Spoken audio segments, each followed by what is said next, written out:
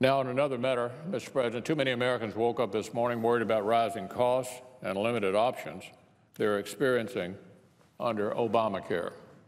As they went to work, too many struggled with the reality that their Obamacare premiums could take an even larger bite out of their paycheck next year. This afternoon, as they pick up their kids, too many will worry that they have a hard time finding an Obamacare plan at all for next year, with many counties having only one option left on the exchanges. Unfortunately, these are the realities for too many Americans under Obamacare, and they're miles away from what Democrats promised. In my home state, we endured large premium hikes this year of up to 47%. For many working families, a spike in premiums like that can make it nearly impossible to afford health insurance at all. To make matters worse, under Obamacare, many Kentuckians don't have the option to select the best provider for themselves and their families. So let's just take a look at the chart behind me. In Kentucky, under Obamacare, 49% of our counties, 49% have one insurer. One. Kentuckians in half of our counties have one choice. And really, when you have one choice, you have no choice at all. It's not like the situation is unique to my state either. This year, there are 26 states with at least one county where residents have only a single insurance option under Obamacare. That means millions of Americans living in more than 1,000 counties across the country really have no choice at all, no choice at all when it comes to Obamacare. Those families didn't get the increased choices they were promised under that law. They've been left to shoulder the burden nonetheless, and things have only gotten worse over time. In fact, just this week, people on the Obamacare exchanges in 3 more states, Vermont, Virginia, and Oregon, learned they could face double-digit premium increases as high as 20% next year. So I would ask our Democratic friends, are you really okay? Are you really okay with Obamacare's continuing attacks on the middle class? One constituent from Lexington in my state wrote me about her frustration with the status quo under Obamacare. Here's what she had to say. My insurance is way more than what I can afford. I can't imagine many others who can pay more for health insurance than their mortgage.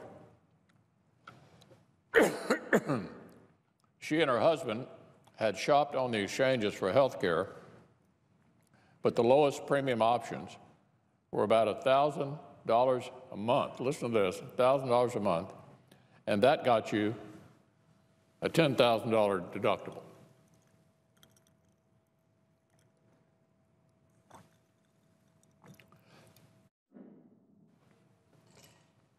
$1,000 a month would only get you a policy with a $10,000 deductible.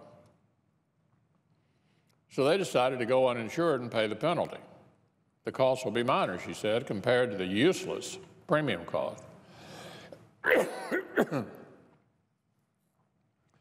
last part of this Kentucky woman's message is something I think we should all remember throughout this debate. She said, please remember there are many people depending on Congress to set this right, us to set this right. Americans like her are counting on all of us to leave Obamacare's failures where they belong in the past. For years, they've suffered under a collapsing system, yet our friends across the aisle have continued to defend the broken law regardless of its significant problems, problems that even many of them have, by the way, started to acknowledge.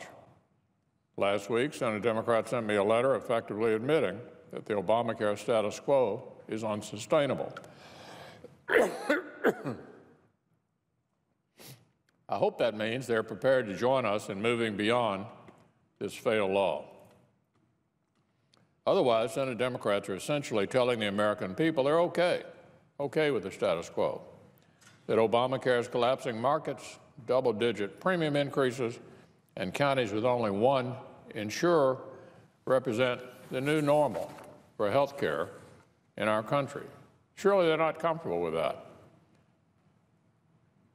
My constituents refuse to accept the status quo. The only question that really remains is this: will Senate Democrats work with us to move beyond the status quo? The entire Senate Republican Conference has been at work debating ideas and making progress.